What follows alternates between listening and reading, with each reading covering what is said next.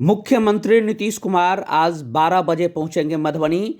मंत्रियों का मधुबनी में जमावड़ा।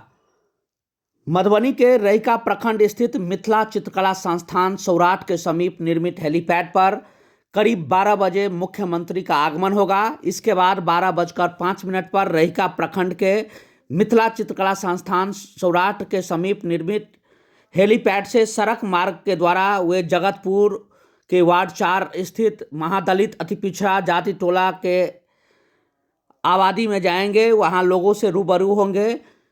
इसके अलावा 1:05 पर रहिका प्रखंड के जगतपुर पंचायत के वार्ड 4 स्थित महादलित बस्ती अति पिछड़ा जाति के सड़क मार्ग से प्रस्थान करेंगे। इस तैयारी का जायजा लेने के लिए जल संसाधन मंत्री संजय कुमार झा, मंत्री लेसी सिंह सहित तमाम राजनीतिक दलों के दिग्गज नेता यहां पहुंचकर यहां की तैयारियों का जायजा लिया। वे पैदल चलकर तमाम जगहों की तैयारी सुनिश्चित करने के लिए सभी अधिकारियों को निर्देश दिए। इस दौरान जदयू के जिला अध्यक्ष सत्येंद्र कामत सहित जदयू के तमाम नेता व कार्यकर्ता मौजूद थे। सदर एसडीओ अश्विनी कुमार खुद इन तमाम तैयारियों का जायजा ले रहे थे।